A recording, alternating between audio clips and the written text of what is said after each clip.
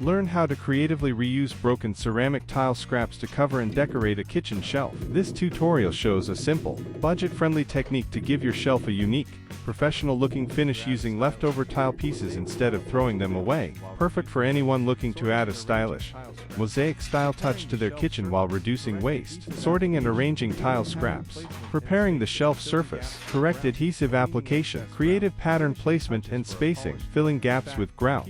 Cleaning excess grout. Finishing touches for a polished look. FAQ. Can I use tiles of different colors and sizes? Yes. Mixing colors and sizes creates a unique mosaic effect. Q. What adhesive works best for small tile scraps? A flexible tile adhesive or strong tile glue works well for irregular pieces. For more tiling tutorials, subscribe to